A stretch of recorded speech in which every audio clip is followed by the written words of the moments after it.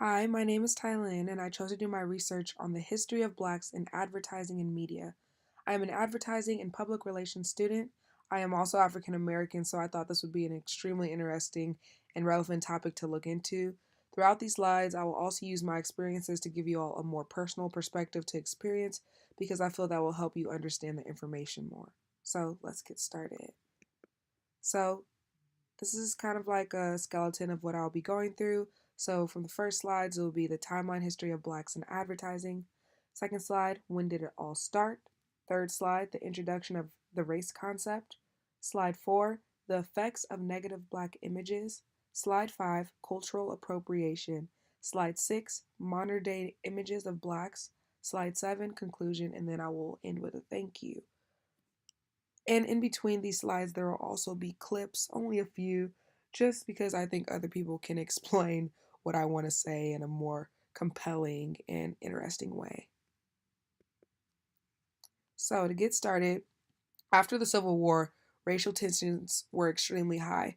Many people believe that African Americans were meant to be slaves due to their inferiority. Many anthropologists supported this ideology of racial hierarchy due to physical appearances and intellectual ability. In American advertising and media, the timeline of how the Black image came to be is very extensive and pretty disheartening. In the late 1860s, the mammy and servant image of Blacks began to surface.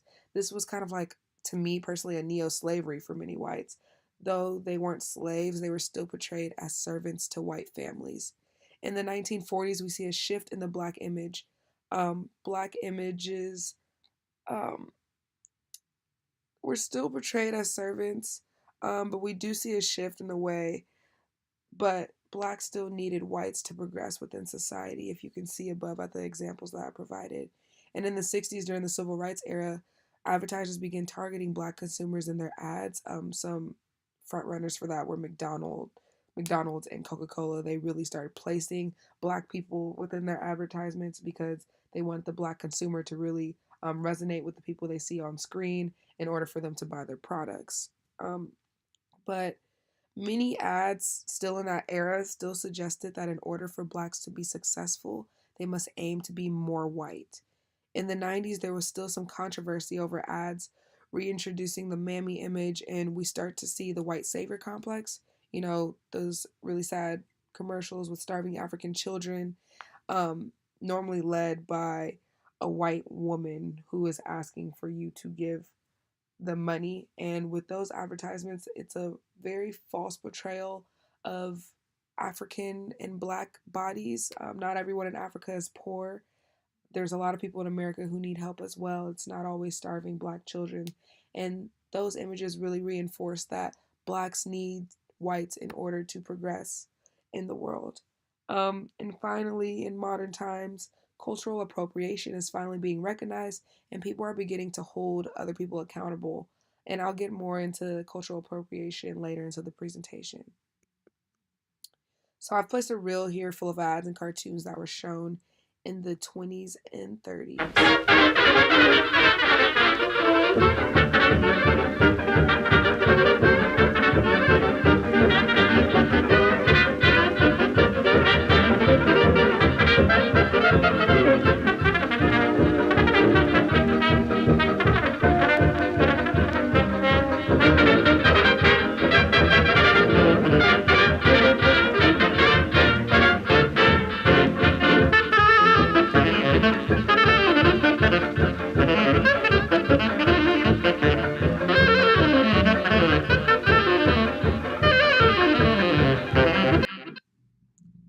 That last clip always gets to me because I know I have larger lips, but they're not covering my whole face. So it's just interesting living in this time period and looking at these kind of images that were portrayed of African Americans back in the 20s and 30s and just being extremely baffled by it.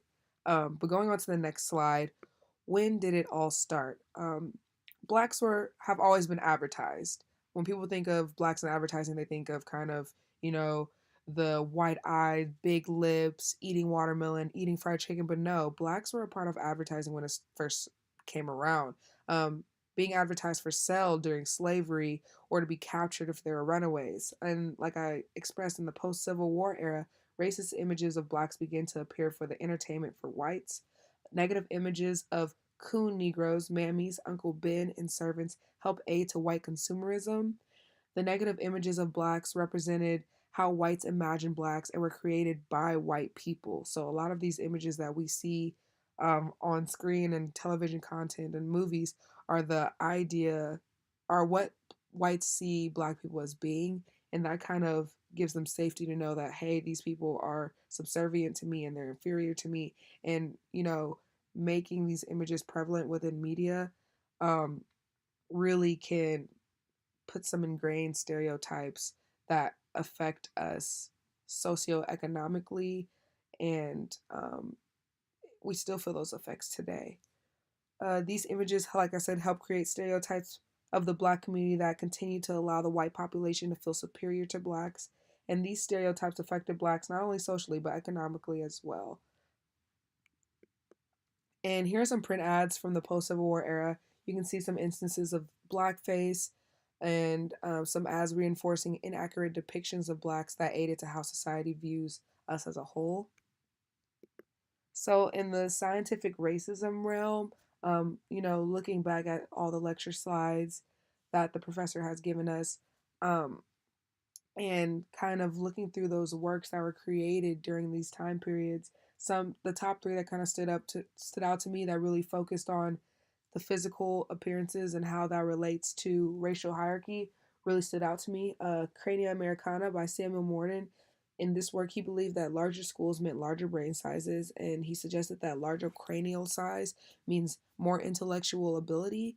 And of course, he believed Caucasians were the most intelligent race.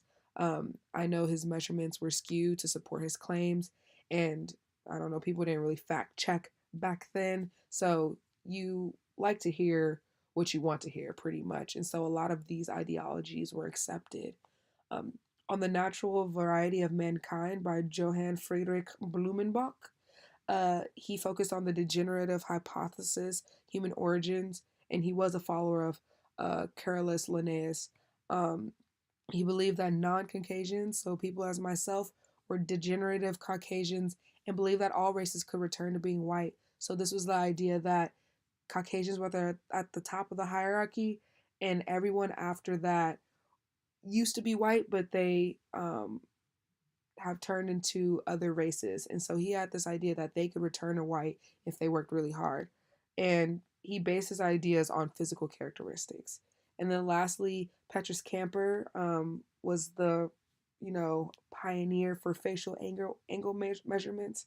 Um, was the idea that facial measurements determine our race and beauty. He took measurements of Greco-Roman sculptures and apes. I don't know how you can say that's an accurate depiction of the humankind and compare that, but that's what he did, and he really promoted the fact that certain facial measurements truly depicted who was beautiful and who was not, and this kind of aided into the kind of images and ideologies we see formulating um, throughout time to modern times of how we view certain people based on their physical appearances, and how that contributed to systematic oppression, how that contributes to laws we've placed because of these stereotypes that have been ingrained for since slavery and after that. So I'm going to go into detail about the effects of negative images of blacks and how that affects blacks today. So, poverty. There's the idea that the poverty that poor African Americans experience is completely different from the poverty of poor whites. It's more isolating and concentrated, and it extends out the door for families' homes and occupies the entire neighborhood around it, touching the streets, the schools, and grocery stores. A poor black family is more likely than a poor white family to live in a neighborhood where many other families are poor too, creating what I found sociologists call the double burden of poverty. In a 5-year American Community Survey data from 2009 to 2013, more than a third of all poor African Americans in metropolitan Chicago live in high poverty census tracts, where the poverty rate is above 40%. That's crazy to me. I hope it's crazy to all of you listening as well. A cool quote that I found was, "The concentration of poverty is really about the spatial organization of poverty," Jargowski writes. "It captures how we've designed communities to pin poverty in, restricting many poor African Americans, in particular, to a limited number of neighborhoods." And this ties directly into, you know, the GI Bill and housing discriminations, in which if a black moved into a white neighborhood, since banks controlled most of the housing loans, they would not give loans to whites trying to live in that neighborhood. And whites began to move out, and that's how you saw a rise in suburbia. Um, Blacks were subjected to live in poorly conditioned neighborhoods, extremely harmful. We see in Flint the water crisis, a very impoverished town, mainly filled with black communities. This is nothing new, and it's crazy to see um, how the images have led into discrimination, which has led into actually putting us into these impoverished towns. For crime, going on to police brutality against blacks, 37% of unarmed people killed by police were black in 2015, despite black people only being 13% of the US population. Also, unarmed black people were killed at 5 times the rate of unarmed whites in 2015. And my dad personally is incarcerated, has been my whole life, doesn't get out to 2039 off of a third strike drug offense. So this kind of hits home for me, looking at the mass incarceration system. African Americans now constitute nearly 1 million of the total 2.3 million incarcerated population. And African Americans are incarcerated at least 6 times the rate of whites. And going into crime and drug related offenses, um, there is a mass criminalization of people of color, and particularly young African American men. And it is a profound system of racial control, as kind of like the Jim Crow laws were until the mid 1960s. And looking at access, something I thought was interesting with healthcare, over 5 and 6, which is 84% of uninsured blacks, are adults, while the remaining 1 million are children aged 18 or younger.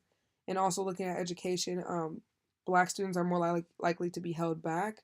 And a lot of research shows that holding back children doesn't benefit them socially or academically, and it actually makes them more likely to drop out later. And retention rates for students hit a high in ninth grade when 34% of students held back are black, while 12% of black students are held back in ninth grade. Only 4% of whites are, according to the U.S. Department of Education Civil Rights Data Collection. So now we will be going into cultural appropriation. I provided a definition. Cultural appropriation is the adoption or use of the elements of one culture by members of another culture. What this does is it reinforces stereotypes on marginalized groups prevalent within the entertainment industry and frat Halloween parties, and makes elements of one culture favorable if a white person adopts it. We had back in the day, blackface, and something that's pretty modern today. We had a blackface incident twice on campus. Katy Perry, some of her videos are very controversial, and we see Miley Cyrus with her dreadlocks. We know the artist Zendaya got ridiculed for wearing dreadlocks at a award show, and we see whites who adopt dreadlocks the same way, and now they're the fashion trend of the century. And so that's what cultural appropriation is: being able to take something from someone else's culture, which we would typically deem unfit and unfavorable, making it into your own, and then society saying, oh, that's acceptable because it's on someone who's white. So I include this video that not only showcases cultural appropriation, but is a great transition into how mainstream media reinforces stereotypes of black women. But I keep cruising, can't stop, won't stop grooving. It's like I got this music. Yeah, so going into modern day images, of blacks, some of the misconceptions are that black icons reflect blacks moving up within society, and the black image and culture is being more widely accepted. Below, I put some famous black artists. We have Kobe, we have Future, Beyonce, Obama, and after Obama was elected as president, America thought we were living in a post-racial society and that blacks were actually moving up into the world, but that is a false misrepresentation of the true black experience and what blacks go through every day. Um, and so going into that, the images today, we see that blacks are only represented as athletes and entertainers. Black women are over sexualized, used as props for entertainment, as we saw in the Taylor Swift video. All blacks and poor and starving, which, yes, there's a high poverty rate of blacks who are starving, but there's also a high poverty rate of whites. And those people kind of supported Trump because they were the working class who we kind of pushed to the back.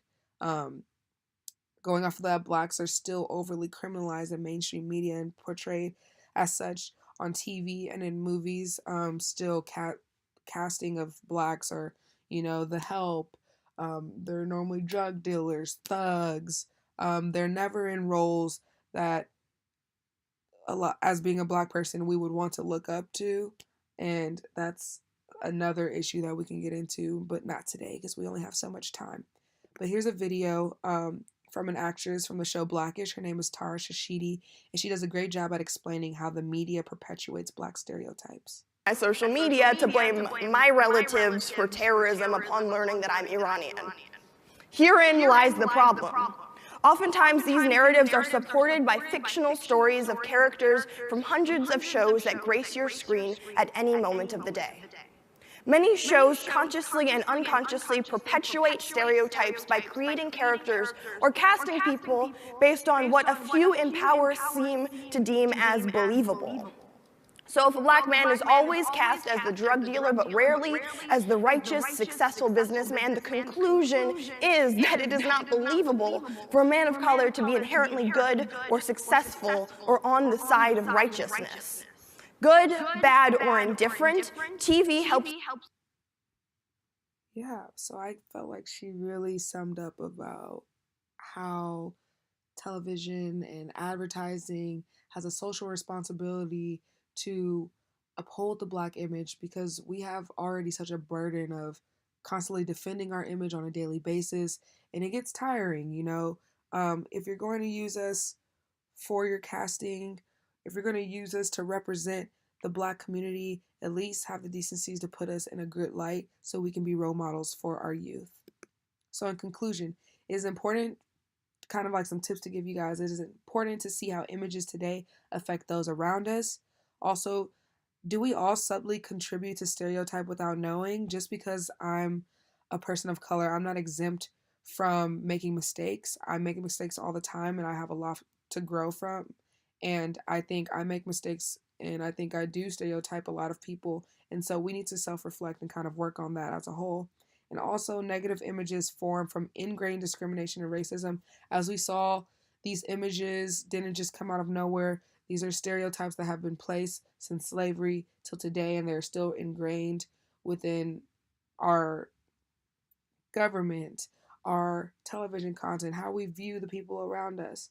And so it's not going to go away. How can we all help contribute to transforming how we look at one another? And on that note, I want to say thank you. Thank you for this great class. Scientific racism course was amazing. Highly recommend it to anyone else. And have a good spring break, everyone.